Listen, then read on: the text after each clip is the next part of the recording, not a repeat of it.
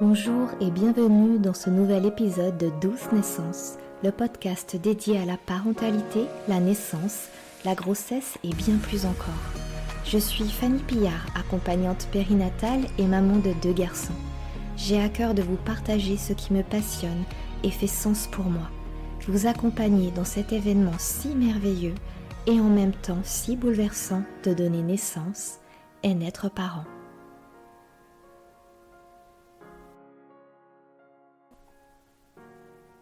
Pour faire suite au premier épisode de Douce Naissance, voici le témoignage de mon 2e accouchement. Pourquoi je vous partage cela ? Pour vous faire part de mon cheminement personnel qui m'amène aujourd'hui à accompagner de nombreux couples sur le chemin de la naissance. Pour vous témoigner qu'il est possible d'accoucher avec le minimum d'intervention médicale si c'est votre souhait. Pour que vous puissiez faire vos choix de naissance en toute conscience et retrouver confiance en votre pouvoir de donner naissance. J'ai 37 ans lorsque je suis enceinte de mon 2e bébé. Avec mon conjoint, nous souhaitons un accouchement à domicile. Nous ne trouverons aucune sage-femme dans notre secteur. Pas de plateau technique proche de chez nous pour un suivi global et un accouchement naturel. Un désert et pas d'autre choix que de se rendre à la maternité la plus proche. Cette idée ne m'emballe pas du tout. Nous décidons alors en vain de nous former à l'ANA, l'accouchement non assisté. Mon conjoint sera le seul présent pour m'accompagner lors de la mise au monde de notre bébé. Nous nous préparons aux gestes de premier secours, aux éventuelles complications liées à la naissance et nous installerons tout le matériel nécessaire pour cet événement. Je remarque aujourd'hui que de plus en plus de couples, en toute discrétion, ont recours à cette pratique par dépit et manque de choix. C'est un à développer car tabou et qui fait l'objet de nombreux débats actuellement. Formés à l'hypnonaissance, nous nous préparons à cette méthode pour optimiser nos chances de vivre une naissance la plus naturelle possible. Un mois avant le terme, bébé décide de venir découvrir le monde. Un vent de panique s'installe face à la prématurité du début du travail. Mon conjoint souhaite que nous nous rendions à l'hôpital. Arrivés à la maternité, nous sommes accueillis par une sage-femme qui nous accompagnera pour une première consultation. Je me retrouve dans une petite salle, allongée sur une table d'examen inconfortable et dure, avec des néons en plein visage. La sage-femme met en place le monitoring, qui durera 40 minutes, puis un toucher vaginal. Une éternité pour moi.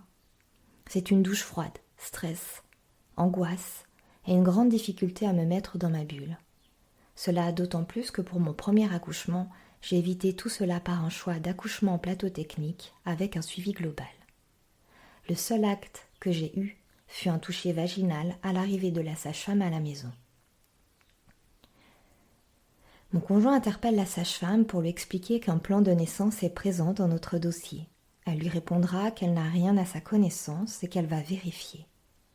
Petite parenthèse, le jour de mon inscription à la maternité, j'ai présenté mon plan de naissance à la sage-femme qui m'a accueillie ce jour-là. Après l'avoir lu entre les lignes, et me disant que le clampage tardif du cordon était un mythe, elle m'affirme qu'il sera présenté à la prochaine réunion de l'équipe. Malheureusement, cela ne sera pas le cas. Un moment plus tard, la sage-femme revient en disant que oui, le plan de naissance est présent, mais qu'elle ne pourra pas répondre à nos demandes car elle n'est pas formée à ce type d'accouchement. Nous demandons à parler au gynécologue de garde qui ne souhaite pas se déplacer et refuse également toutes nos demandes. Mon conjoint arrivera à négocier pour que je ne subisse pas l'injection systématique d'ocytocine de synthèse pour faciliter la délivrance.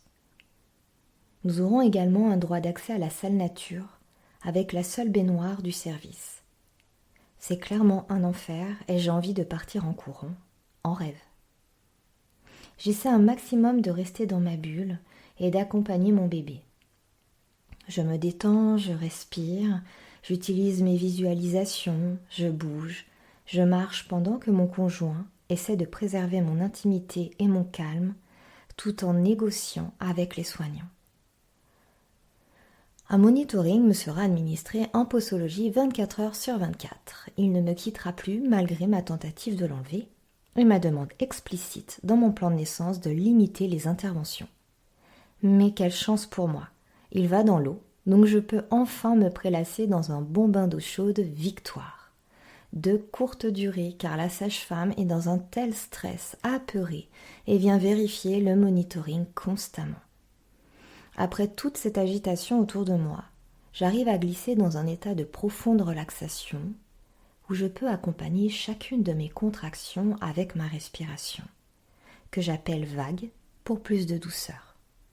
Je suis totalement immergée dans l'instant présent. J'oublie le monitoring, l'environnement et la sage-femme avec ses allers-retours incessants, d'après mon conjoint. Puis je m'endors dans la baignoire. Combien de temps? Je ne sais pas. Le temps s'est arrêté.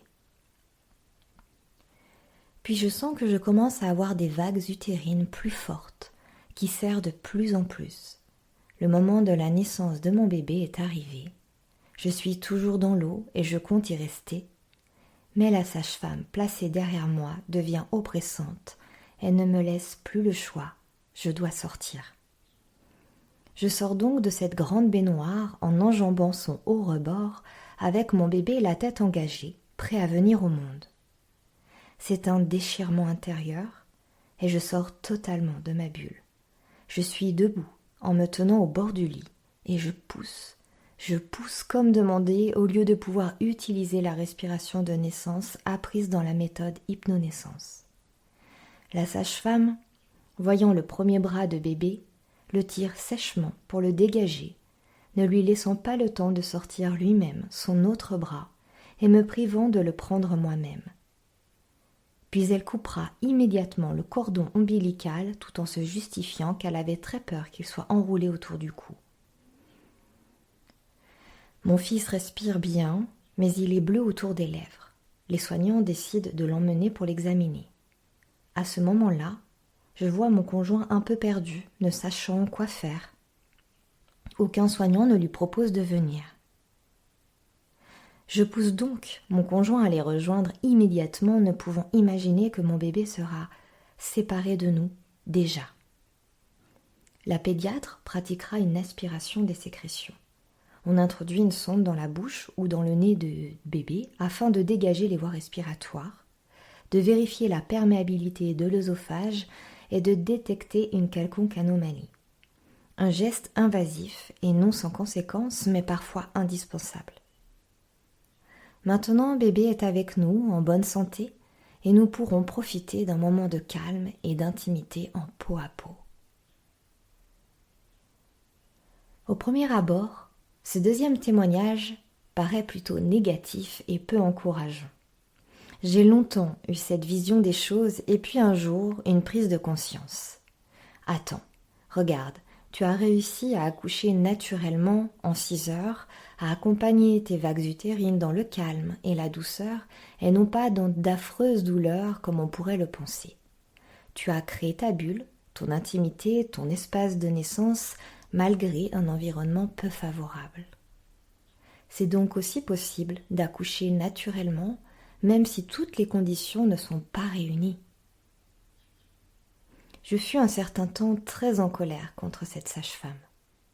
Puis avec du recul, j'ai compris qu'elle avait fait ce qu'elle pouvait avec ce qu'on lui avait appris. Les écoles de sage-femme les forment à être de bonnes techniciennes de la naissance et surtout aux risques et complications liées à l'accouchement encadrés par des protocoles. L'ouverture et la formation à l'accouchement physiologique, qui me semble indispensable en parallèle, n'est pas dispensée ou en seulement une demi-journée. C'est en exerçant leur profession ou en devenant sage-femme libérale qu'il y a parfois l'envie d'une autre pratique pour accueillir nos bébés sur cette terre. Je n'incrimine en aucun cas l'accouchement médicalisé car il est parfois salvateur. Par contre, je pense qu'il n'est pas nécessaire de l'appliquer systématiquement à chaque mère, que chaque future mère, chaque futur père devrait avoir la possibilité de choisir l'accouchement qui leur convient le mieux et que nous puissions tendre vers « j'ai donné naissance à mon bébé » au lieu de « la sage-femme m'a accouché ». Puis une autre prise de conscience fut à propos de ce fameux choix du lieu de naissance et des intervenants. cette importance de bien s'assurer que l'équipe soit ouverte et respectueuse des plans de naissance, de demander un ou plusieurs rendez-vous accompagnés de son conjoint avec la cadre sage-femme si l'on sent que l'équipe n'est pas vraiment formée ou ouverte. Et surtout, plutôt choisir tout de suite une maternité qui propose des accouchements dans l'eau ou des accompagnements pour des accouchements physiologiques. J'ai aussi compris que si je n'avais pas vécu cette expérience, je n'accompagnerais pas les couples vers la naissance de leur bébé comme je le propose aujourd'hui. Mon accouchement m'a mené diverses réflexions que je n'aurais peut-être pas eues et m'a permis d'affiner ma sensibilité et mon approche dans mes accompagnements périnataux. Je vous remercie chaleureusement pour votre écoute et votre temps. J'espère que ce podcast vous aura inspiré. Si vous avez aimé, dites-le avec des étoiles et abonnez-vous pour le recevoir dès sa sortie. Pour en savoir plus sur l'accompagnement que je propose en Savoie, proche de Chambéry, vous pouvez consulter mon site web accompagnement-douce-naissance.com. Je vous souhaite une douce journée. À bientôt pour un prochain épisode.